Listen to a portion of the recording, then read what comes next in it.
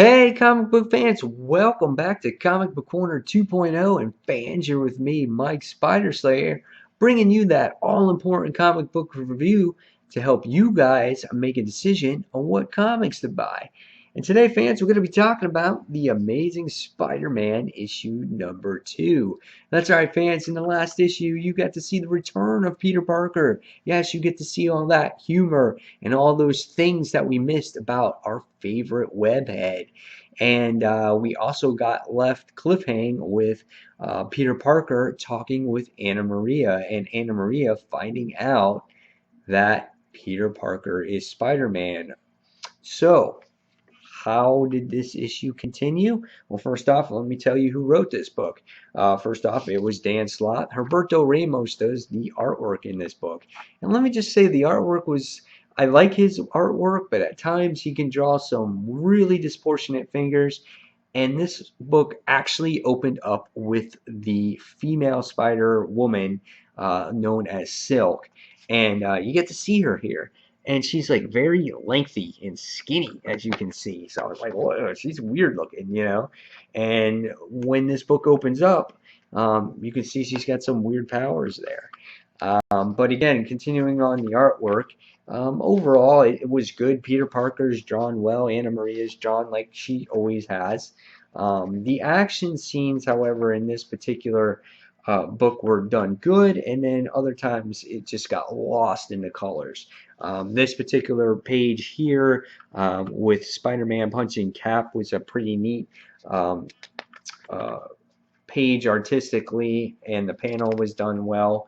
But when you came to the scenes with Spider-Man and Electro fighting, I thought it was a little bit much, and you seemed to get lost in it with all the blue electricity that was going around and surrounding Batman, Spider-Man, and flying around through the last 6 pages of the particular issue.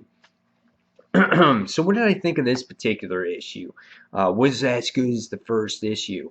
No, I felt that this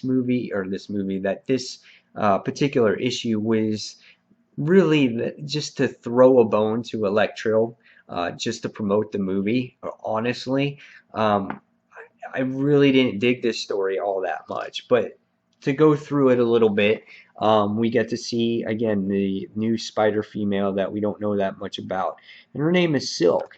And you get to see that she watches this battle, the first battle of Electro from back in the day, and again, you get to see a quick spider power there, where she uses her finger and a web comes out.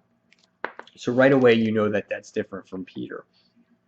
And then the book goes into the continuation of what happened in the last issue. And Peter explains to Anna Maria what happened with Dr. Otto Octavius and himself about the mind switching. And Anna Maria is kind of shocked by the whole thing. And she's like, oh, yeah, well, let me think. And so, phone rings or whatever. And there was this discussion that happened between Anna Maria and Parker. And, Peter has to go see the Avengers. As the issue comes along, you get to see Max, which is Electro, visit this girlfriend of his, which you've never seen before, and her name was Francine. And he's having trouble controlling his powers or whatnot. So finally, after all the issues of Superior Spider-Man, the Avengers finally run the tests that they were supposed to do on Superior Spider-Man. So they run the tests, and they found out that he's clear, that he is Peter Parker, or the original Spider-Man.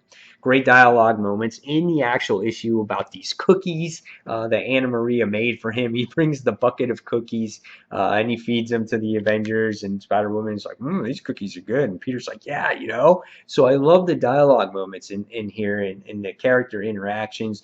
The book has the humor that we all miss and loved in the past. There were certain elements here that I didn't like this time around with the pants, because he has pants stuck with him because he wore this Spider-Man underwear in the last issue. So that was kind of different. Um, Captain America gets jacked in the face here because Cap was holding a secret from him. Not usually Spider or Peter Parker character like for him to just go punching people. But I guess it was to prove a fact to know that, yes, that was Spider-Man or Peter Parker. So as the issue continues, all of a sudden you see Peter Parker has to do this technology, this nanobite technology thing, and Anna Maria comes to the rescue because Dr. Otto Octavius hired her as an employee. So it looks like Peter Parker and Anna Maria are going to be pals, and they're going to be working together. And because she has all that knowledge that Otto Octavius told her. So it makes sense why they're going to work together.